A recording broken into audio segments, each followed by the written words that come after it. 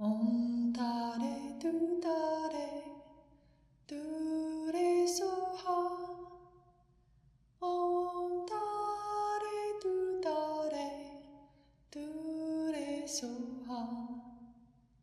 Om Tare Tu Tare Tu Re Soha. Om Tare Tu Tare. A little better, hopefully.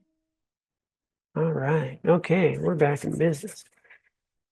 So I see a few new people and our regulars. We are in this process of going through the stages of the path and meditations on them. And the approach that we're using is to kind of break down the analytical process of each of these practices.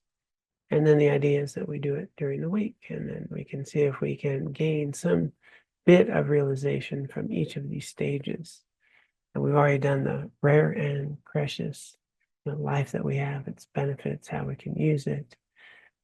And now we're on the 8 worldly concerns and how they dominate our lives, and just becoming aware of how they dominate our lives and how they get us trapped and wind up seeking happiness in people, places, and things that just can't offer it.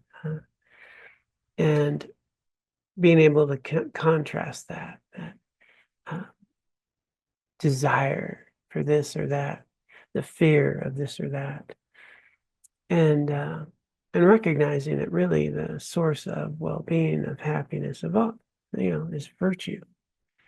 And so, basic Buddhist principle: all happiness comes from virtue, all suffering from non-virtue. Now that's different than pain. We have pain. It's not about mental, emotional suffering, and also certain conditions that can ripen. So if we're coming from a place motivated with our virtue, with an understanding of our interdependence, with the real motivation to engage in your day and with others in ways that are helpful and beneficial to oneself and others, that's a primary motivation. Then these other 8 worldly concerns, they become a secondary one and very productive for our lives. But usually they're the primary. I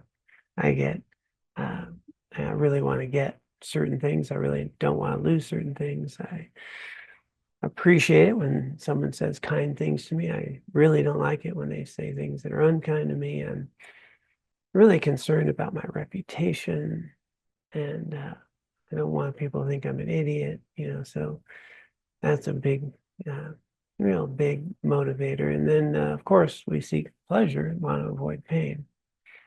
And the challenge is that wanting pleasure, we create a lot of pain. And so these are the 8 worldly concerns that dominate our lives, really, from the moment we get up, till, who knows, probably even in our sleep, our dreams are chasing that little thing of if only. And so these meditations are to break these down in our lives, to kind of work with them. And so last week we had the invitation to just notice how often we can catch them popping up. And now we'll look a little more specifically on the types of things that they would have you reflect on in a meditation to kind of understand this experience a little better. Let's get to the text here then.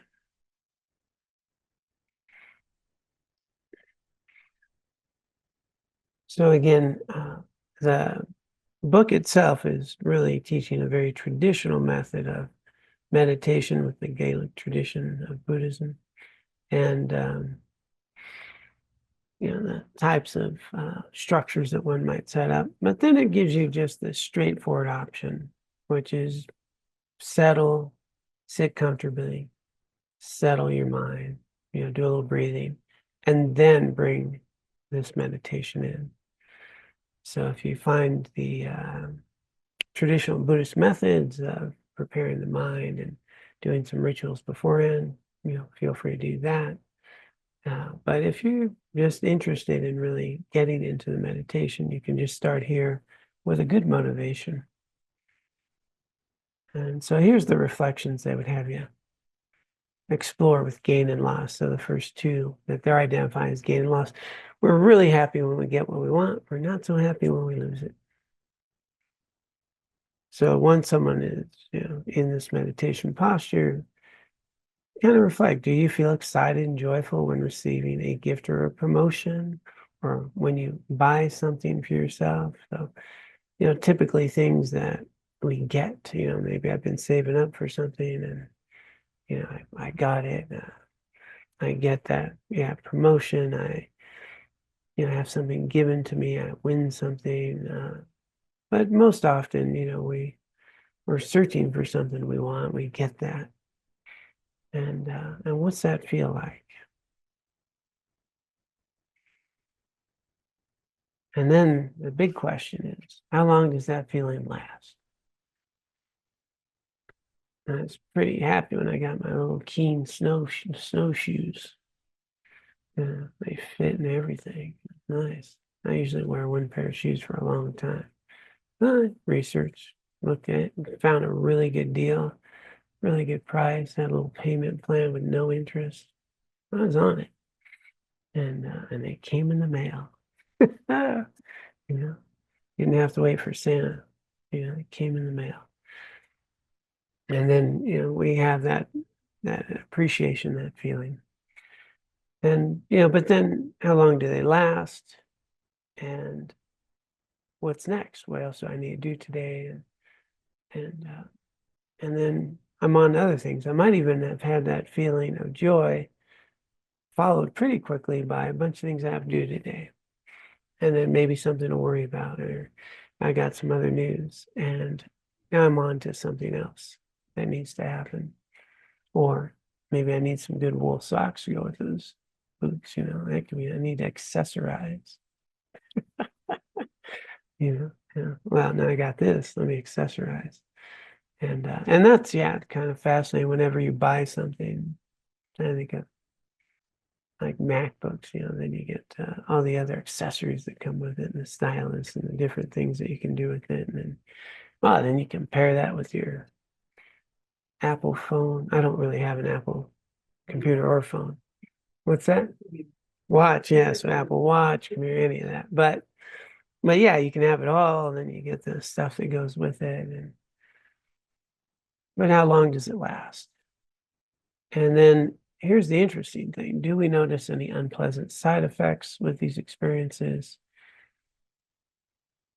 And are there some things I'm not doing or attending to in my life? I'm focused on trying to get what I want. Is there now a lot of my life that I have to do to take care of something? And, did it meet my expectations? And then the big question here, how do such experiences affect your Dharma practice? And herein lies going to be the biggest question of them all, Dharma practice. Dharma practice, in the context that's being presented here, is that which protects us from suffering. So anything that I'm doing that protects me from suffering, long-term real suffering, Dharma practice. Anything that's cultivating that deep understanding of self and well-being, it's sustainable, Dharma practice. So we're not talking about how does it affect your Dharma practice in that I'm busy shoe shopping when I should be meditating. It's, am I really grasping onto those shoes? Am I looking for that best deal? Am I, sharing that with others? Do I want to go flaunt my new shoes and show them off? Like, is any of that really helping me recognize, how am I using my shoes? Did it contribute to the local economy? I purchased these shoes, and, what am I going to do in these shoes? And what's it doing that helps my mind be of benefit to others and understand interdependence? And then if there's some animals that gave life for those shoes, to really honor that as well. And so Dharma practice is really having this opportunity to use every event in our life to cultivate wisdom, compassion, virtue. And is getting what I want helping that? Or is getting what I want kind of preoccupied and preventing me from my Dharma practice? Is it an obstruction? And so that's what we want to look at when we think about, do these things block me from my Dharma practice? And then how much time do we spend kind of worried or stressed over whatever the thing is, whether it's a promotion, I'm using shoes just because that was my kind of more recent purchase. So I do have something coming up, but it's a secret, so I can't tell you yet. Yeah, it's a surprise. But having said that, it's not the source of my happiness.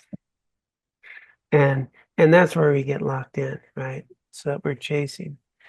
And another thing around just gain, and it's just, paradoxical.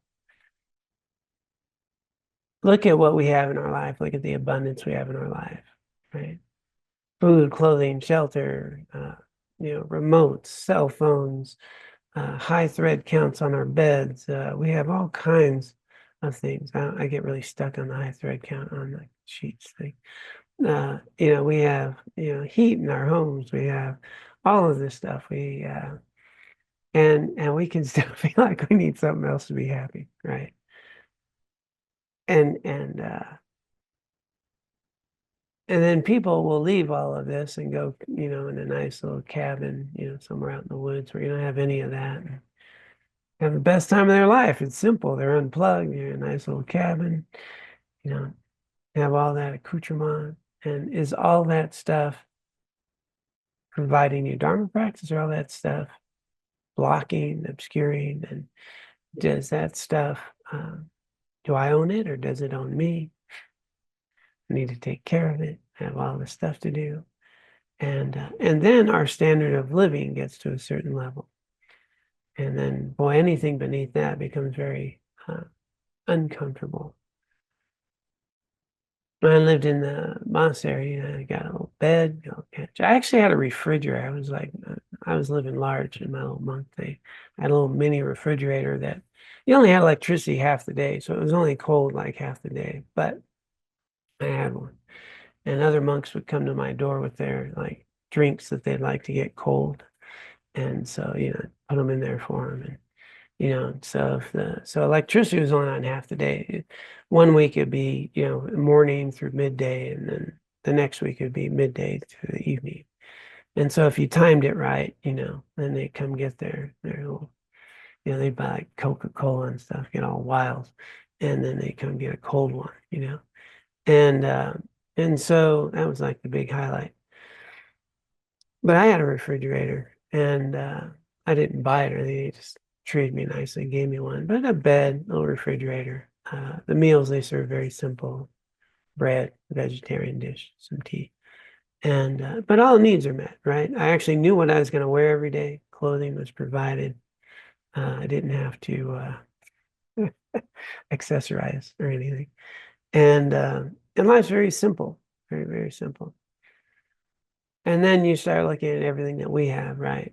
And clothes, and winter clothes, and summer clothes, and then the matching clothes, the things that go with those clothes. And I'm not even going to get into all the hair care products because that could take a half an hour or something. But if you look at the, just how much time we spend, and really reflecting on all the different offerings of things and how much stuff we have. And but we're still going to get pretty excited about getting something.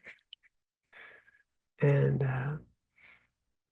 how much of our life is caught up in that versus Dharma practice? How long does the excitement of that last? We have a chart that we use sometimes in our mindfulness groups where it's got a chart of the degree of happiness you have, like just before you buy something. Very excited, I'm about to get it. And then, whoop, now I got it, really happy. And then a month later, it's value. And then a year later. And then if you lose it, all of a sudden it becomes really important again. And And we just kind of notice our relationship starts just dominating our lives by what we have and don't have. And then we notice other people have things we don't have, or vacations we didn't get. Now I'm in desire, and now I'm not in contentment. So, just noticing how this gain and loss continues to work through. And then taking a look at the loss side.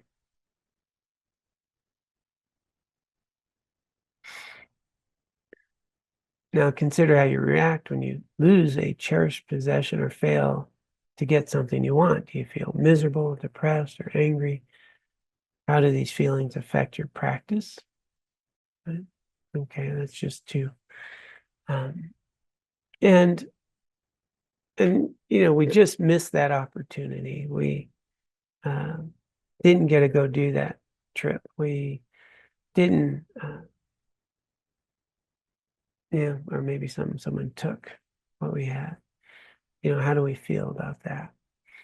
And we may notice a big emotional roller coaster and frustration and anger. And it should have been like this, and I should have received that.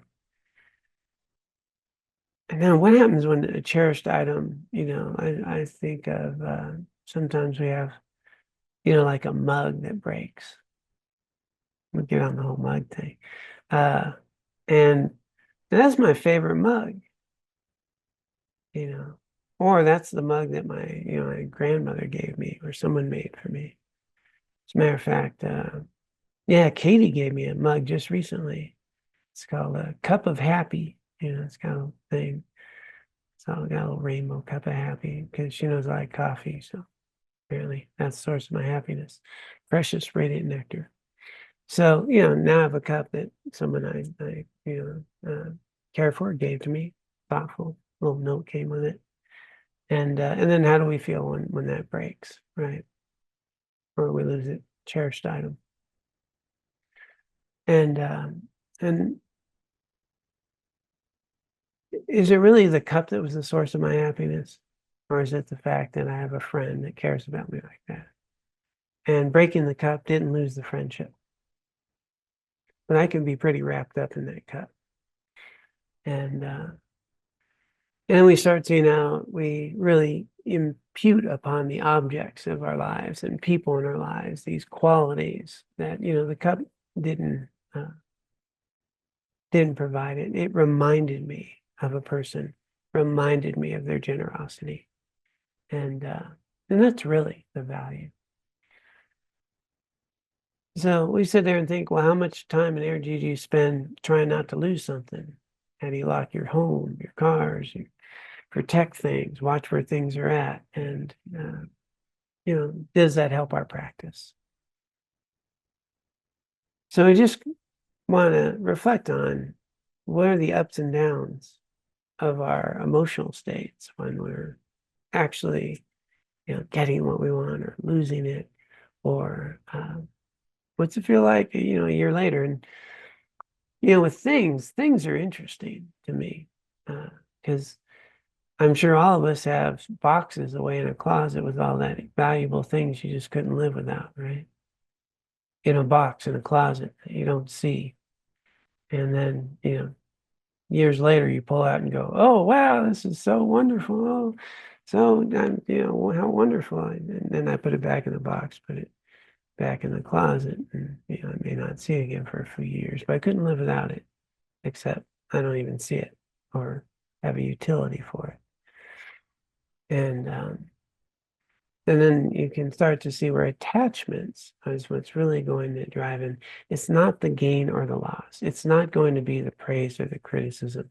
It's not going to be the good reputation, bad reputation, the pleasure, the pain. It's going to be the stickiness, the attachment, right? The attachment that these things, these people, these words, the way someone looks at me is what brings value to my life. And I get very attached to that. And I chase it. I spend a lot of time chasing it. And then I get stressed about how someone might think about me.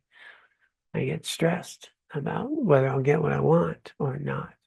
I get stressed, maybe losing something. I get stressed over my job and so forth.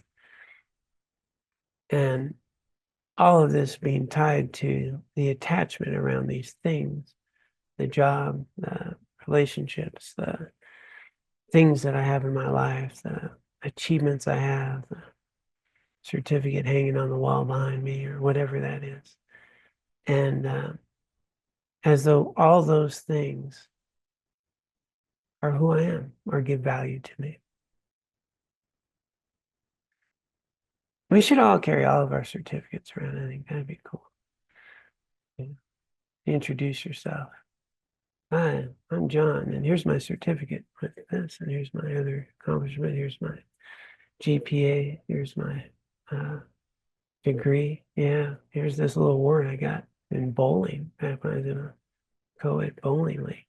Here's my, and like this is all the stuff. And by the way, I have a thread count that's, I'm not sure what a high thread count is, but anyway, a big one. And I have that too. What do you think of that? And then if somebody doesn't notice our value, we get upset or we feel insecure. And then, or somebody actually, how do you feel when somebody talks to you and tells you something that's so obvious to you? Like you think, what do they think? I'm an idiot? Don't they know I know this stuff? And then we have to let them know we know. Oh, of course I know this stuff. I have a whatever degree or I've done this. And instead of just thanks for letting me know. Yeah, I find that useful. It's all going to relate to this chronic insecurity.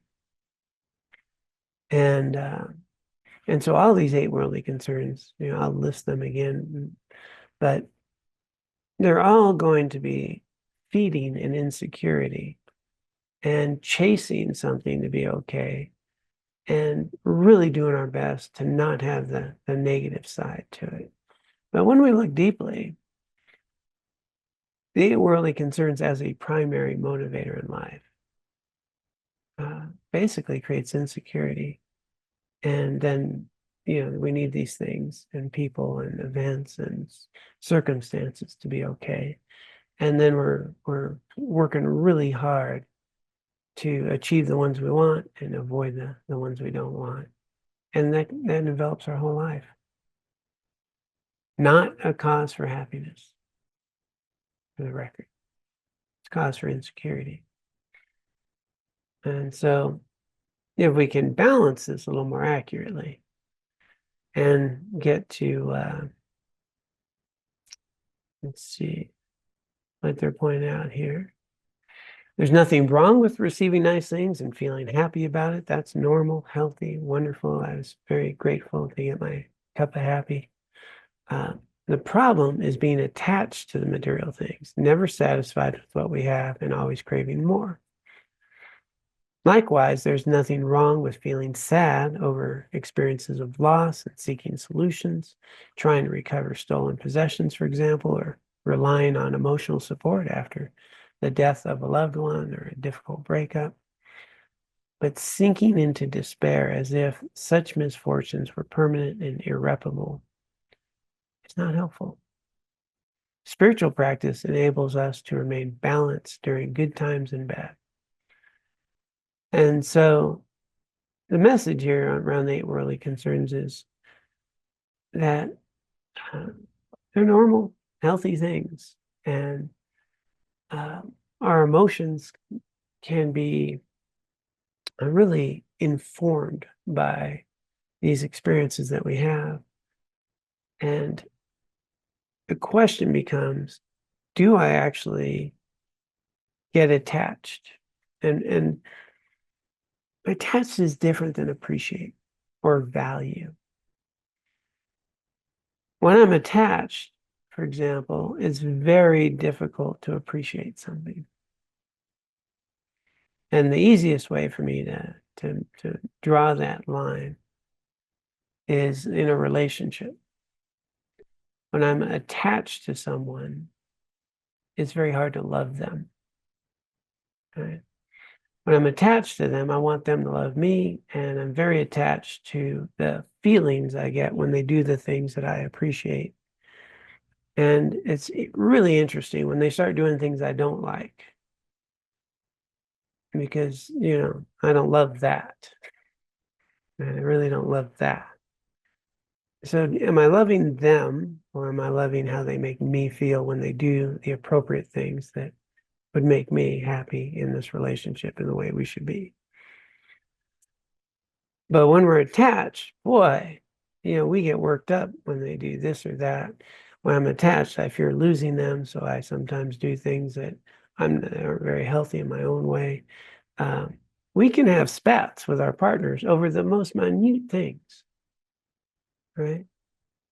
That really don't have a big meaning in life, And the example I can safely use and still stay married is when Laura gives me advice driving the car, right? So I'm driving the car, she'd pass and say, "Oh, do you see that? Oh, what about here?" And give me some advice. Now, it used to be I would get this feeling like, "What do you think? I'm an idiot? I can't drive, can't see that," And but when I look at it, uh, she wants us to be safe, and out of love, she's sharing, "Hey, did you see that? Maybe I didn't see it."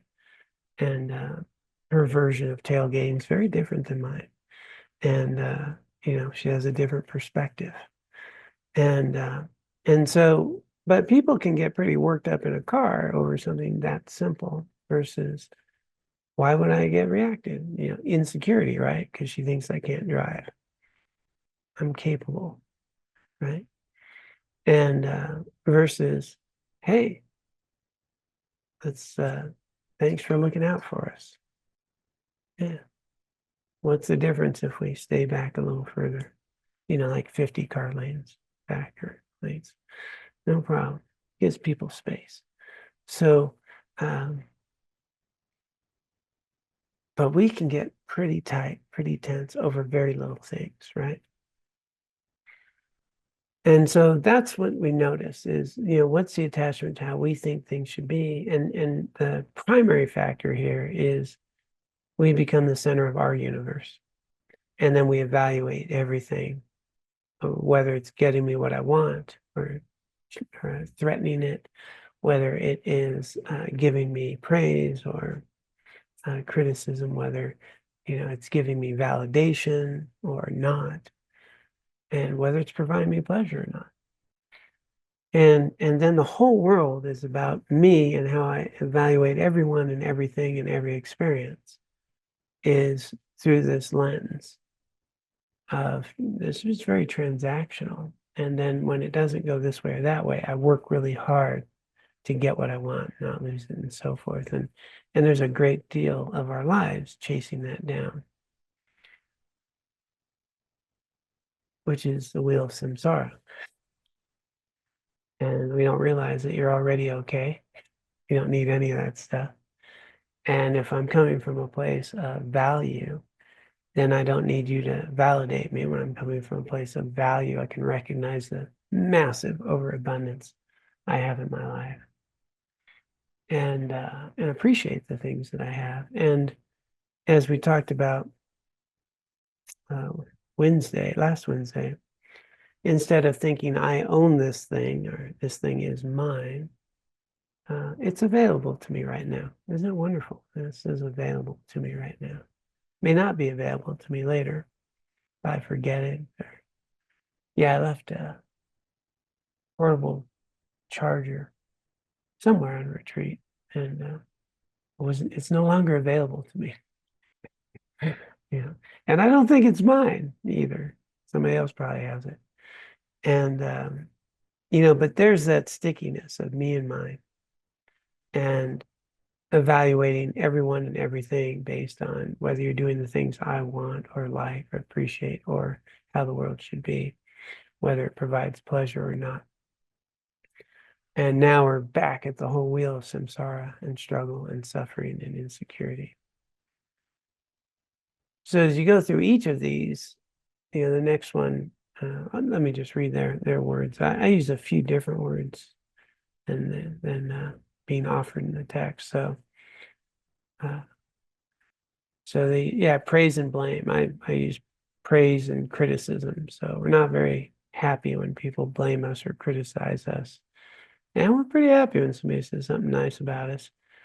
And as soon as I say that, I bet there's something that says it's kind of cringy when somebody compliments you sometimes, huh? Sometimes it's hard to take a good compliment, isn't it? How quickly do we minimize that? Thank you so much for this. This meant so much to me. Oh, yeah, it's just what we do. And, like we just bat it aside and can't accept a good compliment. But that's still preferable to criticism, right? So even though I can't accept the compliment, I still kind of appreciate it. Yeah, this is something nice to me. And we seek that validation. Okay. And going into all that fame and disrepute. So I think of this as good reputation and bad reputation. Not just that we don't maybe long to be famous, but we do want a good reputation. We don't want people to think we're an idiot, generally, unless you're trying to avoid work, in which case it could be helpful. But and then the last one, pleasure and pain. So these are the 8 that you can reflect on in the text. But if we start noticing, and maybe you have this last week, hopefully you did, kind of notice whenever you're stressed, a little uncomfortable, anxious, which of these 8 worldly concerns is showing up? Because you're already okay and you got plenty of time. And because is my time here in this day that comes only once to practice Dharma, or is it to get people to do what I want? There's a pretty clear choice.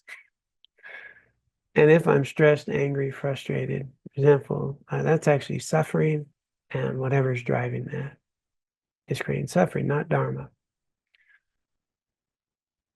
If these events that show up in my life are opportunities for me to understand myself, to understand interdependence, to recognize the work to be done so that I can engage in cultivating my inner resources, my value, my understanding of myself, and actually have confidence instead of insecurity. Well, if that's our primary objective, then there's a very different driving force in practicing Dharma versus, when I'm stressed, angry, frustrated. That's a good time to practice Dharma. Take a breath. Okay, what am I worked up about? What happens if I don't get what I want? What happens if somebody criticizes me? What happens? Especially we don't like people thinking, like we don't want to be embarrassed, right? People don't like that. It's not good to be embarrassed, right? It's awkward. And we can fear that we might get embarrassed. And that can inhibit us from saying and doing things that would be very helpful. So are these 8 worldly concerns taking you away from Dharma, or are they a vehicle to engage in Dharma? So there's nothing wrong with getting what you want, having a nice home, having an appropriate thread count on your sheets. And I'm just on that one, aren't I? So we got flannel ones, by the way. It's wintertime. Yeah, it's nice. I like flannel sheets. So nothing wrong with having your nice flannel sheets and having a good environment. And as a matter of fact, it's important to be healthy, to be well, to have your needs met. And then the point is, what are you doing with it? Is it creating suffering, or is it providing the conditions to engage in a balanced life, cultivating merit and wisdom, liberation, meaning and purpose. Which is it? I'm going to pause there because somebody finally raised their hand. Thank gosh. Okay. Don, Hi, bail me John. out. Hi, Hey. everybody. What's a healthy way to respond to a compliment? Thank you.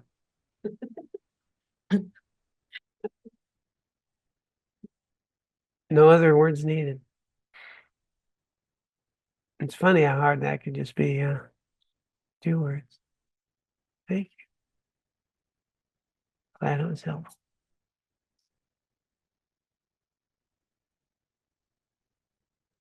Just as simple as that. Yep. What about Nope. inside yourself? Just allow yourself to be uncomfortable with it and say it. And that's the way it works. If I can just say it without the commentary or batting it down, then it's okay. Yeah. Yeah, that's one of the things they teach a lot in recovery is just because people are so insecure, so shame-based, and compliments, and just you say thank you and suck it up, and then it starts to become more natural over time. Yeah. Hello, Alyssa.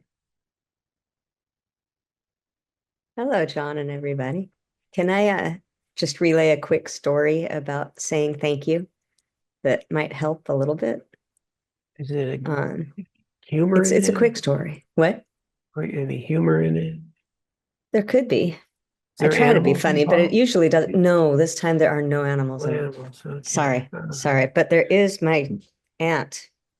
Okay, who's well, that's now, good. As long as there's an ant in the story. well, it's a 2-legged, not a 6-legged one. Okay. But anyway, she's 94 now, but this happened many years ago, so she wasn't quite that ancient. There's something funny. Anyway, That is funny because it was years ago. She wasn't 94. Okay. right.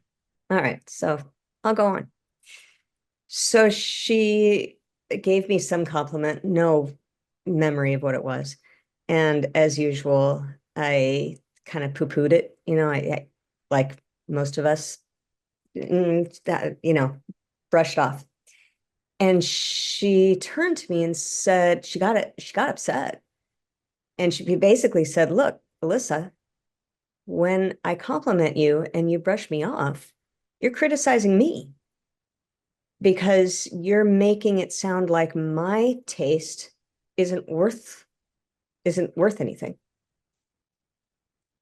When I say that you've done something well, don't disregard it or negate it. That's my opinion. And if you blow me off or, say, no, that's not true, then you're hurting me. So it was an interesting lesson. It didn't make saying thank you that much easier until I started practicing it more and more. And now it's not super easy by any means, depending on who is, saying something nice or giving me a compliment or telling me that I did something well. Depends on the person, right? And how the compliment is delivered, whether it feels authentic and genuine or not. But definitely that was a good lesson. Yeah. That was a very wonderful example. Thank you for sharing that with me. Well, you're so welcome. Very helpful. Yay. Oh, sorry. And you're welcome. And thank you. Yeah, but what a piece of wisdom there, really, really real piece of wisdom there. Thank you for that. Roxana. Hi. Somewhere along the way, I learned that if you want to compliment someone, say they had a party, and as you're leaving, you want to say something like, wow, what a great party.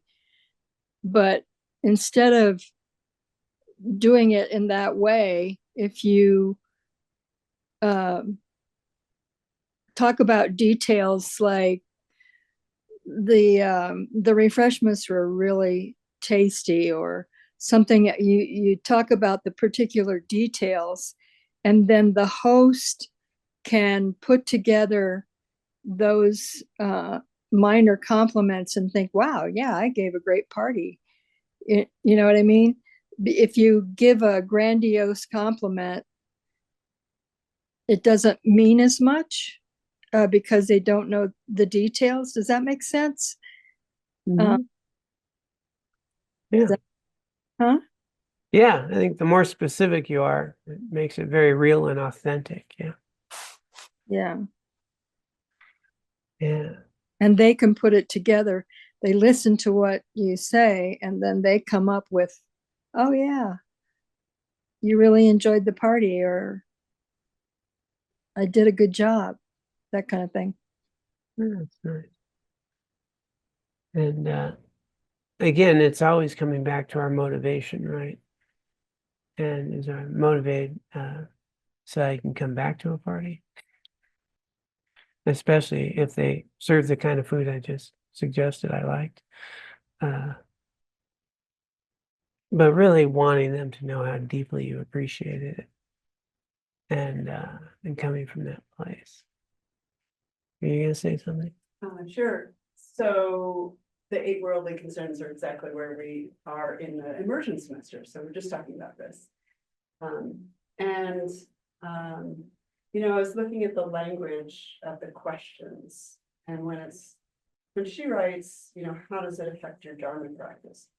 I think a helpful way for me to think about that is my Dharma practice is whether I'm virtuous or non-virtuous, whether I'm acting in alignment with my values or not in alignment with my values.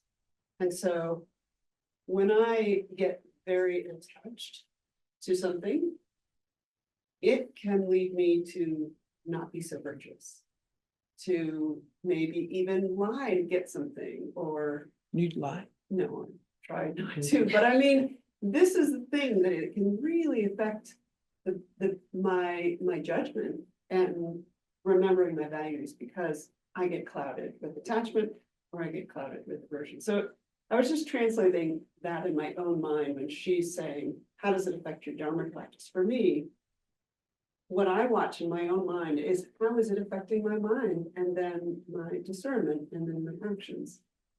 Does it sway me in any way to be a little less virtuous? So I'd share that. No, it's good. And you sit there and think about how do we, especially if we're negotiating something, how do I get what I want out of this situation? Going to buy a car, negotiating. We just sold a recliner, used recliner. I got it I needed surgery, and then Laura used it when she needed surgery. And that was so darn comfortable. We kept it for a while. But yeah, it was time to let it go. But then, how much do you price it for? When someone comes, they ask you questions about it.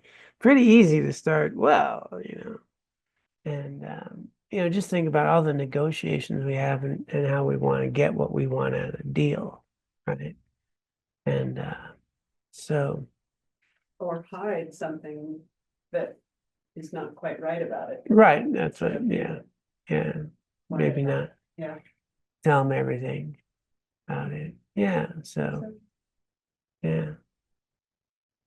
So in that attachment, we can wind up omitting a few things in the sale. We can highlight certain things about ourselves. I know all of you, your resumes are authentic, and when we go on job interviews, very clear about that.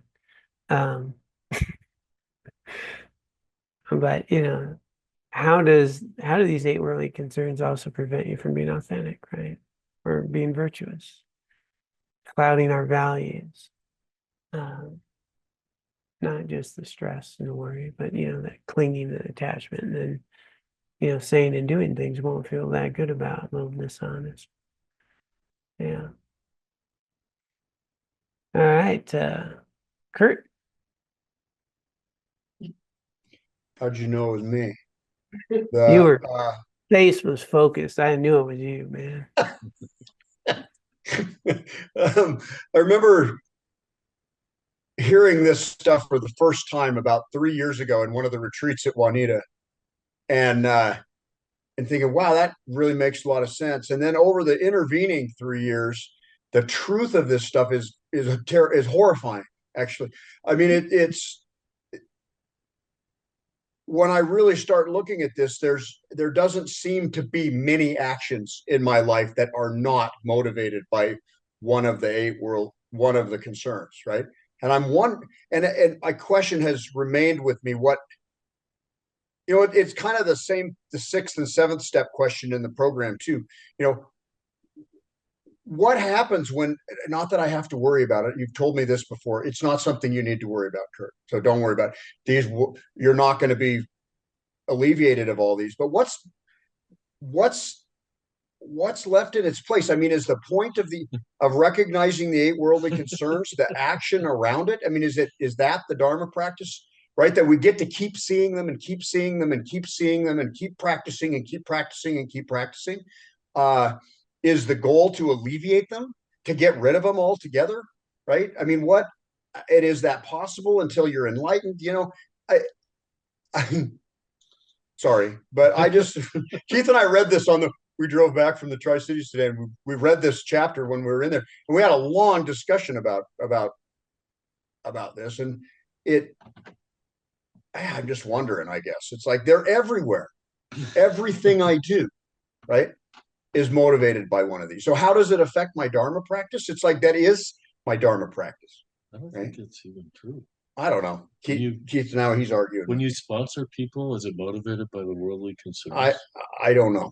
Okay. Right. Well, it just seems like when I look deep enough, it's there. Something's there. Reputation, praise, gain, pleasure. Right. And my question is okay, what would life be like without that? Why would I get out of bed? But same question I always have, John. Why would I get out of bed in the morning if I did this stuff? You get out of bed for a good cup of coffee. That's where the cup of happy comes in. Yeah, there's pleasure, right? There's pleasure right there. All right. What if it's not quite hot enough? What if I don't have the right amount of sugar, the right amount of cream, right? There's the suffering right there. Yeah. Yeah, it sounds horrible. And Dharma practice even worse if you just have to do this over and over. So here's the thing that we might tweak it just a bit. There's nothing wrong with the 8 worldly concerns. There's absolutely nothing wrong with seeking pleasure. Matter of fact, if you're not seeking pleasure over pain, I think we need to get some therapy sessions involved. And, this is, it's not normal, right? So Dalai Lama enjoys a good cup of tea, right? And I'll tell you what, my teacher had a very specific tea he really appreciated. And so those are okay. It's the attachment. So the degree with which you're attached to the worldly concerns. So, for example, yeah, you can go subtle. Yeah, the motivation was there for pleasure. That's fine. But, you'd be okay if you didn't have it, right? You can move really quickly. The stickiness of it's not as prevalent, right? And that's what we're working with. So, yeah, if you look deeply, you'll find underneath it, yeah, there might be subtle stains of motivations that may or may not be very pure, but a normal motivation of when it's cold, I want to put on a jacket. If we have a choice about what meal to eat, I'd like to have this meal, and that's Laura asked me on my birthday sometimes what I would like for a meal. She knows what my answer is, so I don't think I always get it, but because it's vegetarian chili dogs, and I don't know, that's my thing. So but I love that and I appreciate that, and I'll work towards that. So these motivations are normal and they're part of the precious human life, and we can use them in healthy and meaningful ways. What you're really letting go is the attachment. Didn't work out this time. Car broke down. How quickly do you move to something else? Does that make sense? Yeah, absolutely. I keep forgetting that. Keith and I came to that same conclusion during the drive, and I just remembered we came to that conclusion, and then I forget all about it again. Think, well, you can't have pleasure. You can't, you can't, that's where I keep going. Is you shouldn't want pleasure, right? And I know that I got to keep remembering that's not true. Pleasure's okay. Right? Yeah. What you want to do is enjoy pleasure. It's a good thing to do with it. Yeah, that makes perfect sense. Thanks a lot, John. Yeah. I'm a slow study. Thank you for being your patience with me. You're a very patient man. Good, thanks. All right, Chris.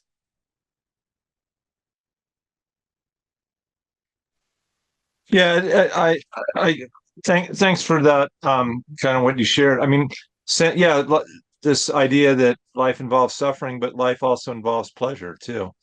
And so if I'm out, skiing or eating a great meal, I think that the Dharma or the teaching comes that I'm going to enjoy it, and appreciate it, and know that, my next meal may not be so good. So I'm going to kind of savor this and slow it down. I think, life is suffering, but, life can also be a hell of a lot of fun.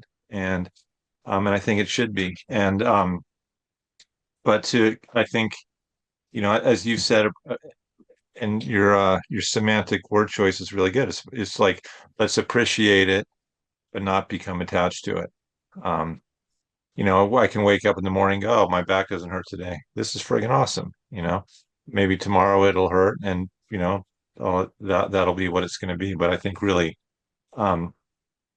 tempering it with when things are good, having some gratitude for them, and knowing, not expecting it's going to be that way tomorrow. And not trying to preserve it. Yeah. Right. Yeah. Well put. That was well put in. Thank you, Chris.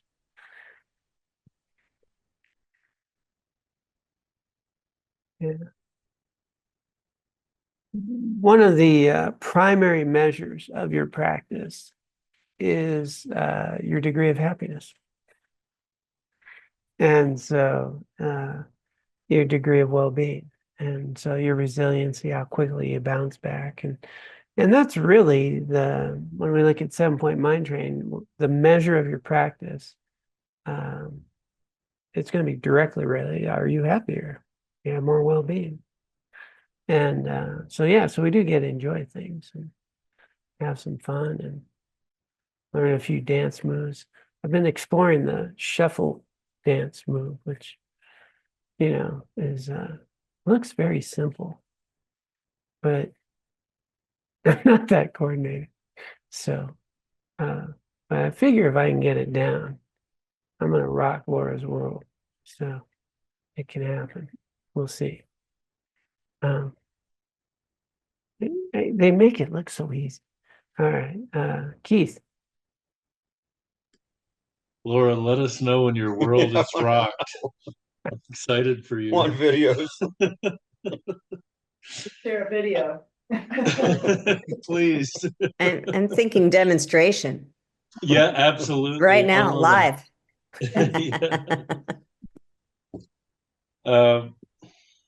What I was thinking about too in this discussion is right sizing these worldly concerns. Of course, it feels good to get praise and to have reputation and these pleasurable experiences.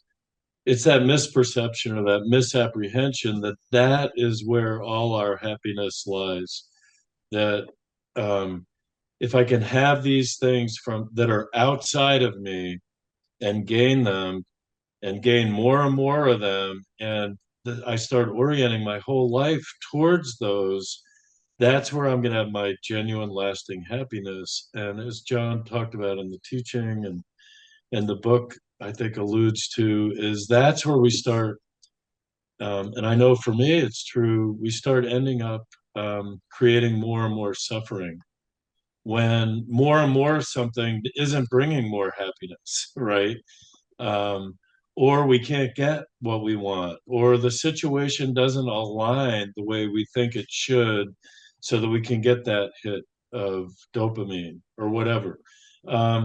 So we're relying on something that is fleeting and we don't have a lot of control over, and that's where the suffering comes from. And so enjoying them for what they are, but keeping them realistic and right sized. And then recognizing, I know for me, like approaching pleasurable experiences or situations with my Dharma practice in mind and bringing some meaningful motivations to them is sort of the best of all worlds for me. Like we've been talking a lot about pickleball lately. We have some attachment going on with pickleball, working on some balance with that, but can enjoy it and appreciate it for what it is. There's a lot of positive aspects for it with it.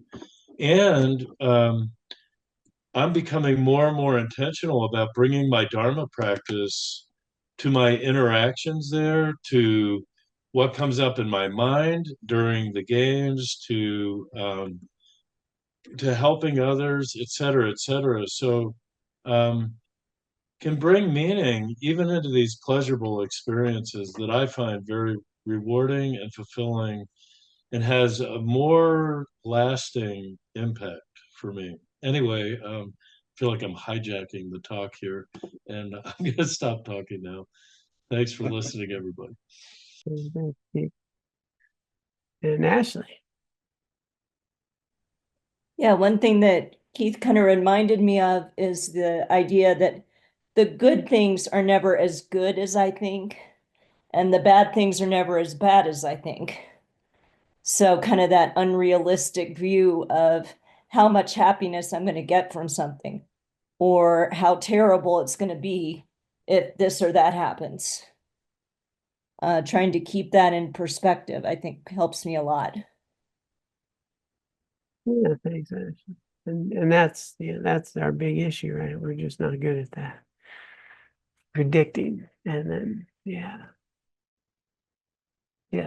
You know, it also strikes me, it's so important for me that Eight Worldly Concerns help me when I understand them, to remember that difficult times, painful times, times of criticism, or any of that, or loss, can actually still be a source of my genuine happiness.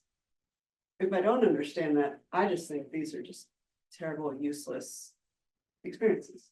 But if I can bring my values into it. Yeah, so it's all there. And you may discover that those difficult times are your most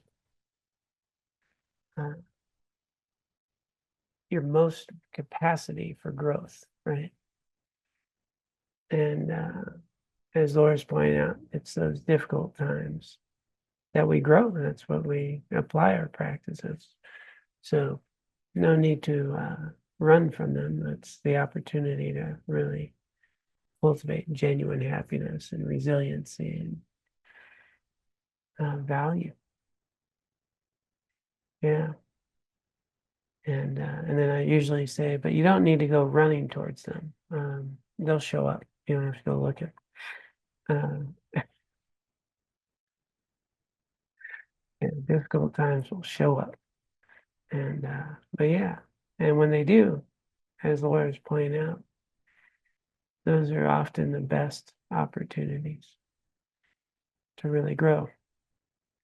And I found it interesting, and I think would be nice if we could learn and is, can I have that level of practice when I'm having fun? You know, it's interesting. We really buck up when things are difficult. And then when we're having a lot of fun, we don't really engage in it in that Dharma view in such a good way. And as Chris points out, yeah, enjoy the heck out of it. You know, it's temporary, it's impermanent. Let's appreciate it while we have it. And let's have a lot of gratitude and really bring that to it as well. Savor it. But often we'll miss that opportunity. And so yeah, I've always found it's a lot easier to be clear and focused in more difficult times because it really directs our attention, and it can be more complacent, you know, when times are pretty good, and then I'm coasting, and you know I can only coast downhill, and But boy, what if I brought that same level of interconnection and meaning and purpose to the joy and the pleasure, So I think it's good to, and both offer it. It can be a lot more clear though, with difficult times that we need.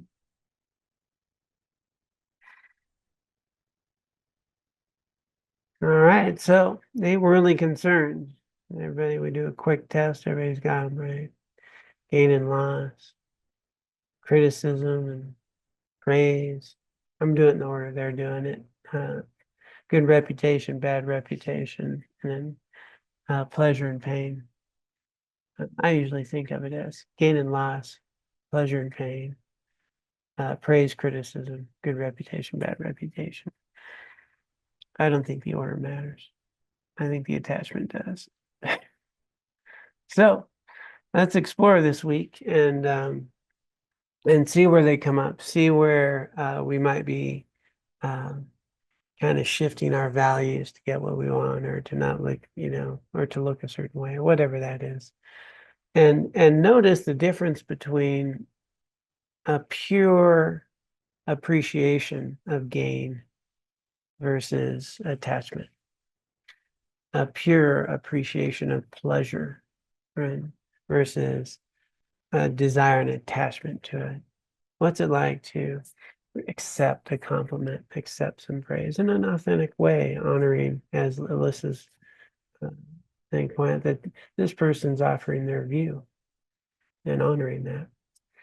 And what's it like to really act out of integrity, not whether or not someone has a good view of me or not. And let that be our guide, and notice the distinction, like stickiness of attachment when we do notice them. And that'll be the invitation to practice this week. And if you have a little time in the morning, each morning, just to bring these 8 worldly concerns to mind and maybe do some of the reflections, it's helpful. But we don't want to leave it on a cushion or in a reading. We want to bring it into our day and kind of notice when this is showing up and how much it's showing up. And how many things in our life that we think we couldn't live without, or people in our lives that we thought we couldn't live without, and we lived. Yeah. And let's, those of you who care to, we can dedicate the merit and wisdom cultivated from our time together for the benefit of all beings and for our own continued spiritual growth. We may ultimately find liberation from these afflictions and be of greatest benefit to all. Let's begin. By this merit, may I soon attain the enlightened state of Guru Buddha, that I may be able to liberate all sentient beings from their sufferings. May the precious Bodhi mind, not yet born, arise and grow. May that born have no decline, but increase forevermore. Om Tare Tu Tare Tu Re Soha.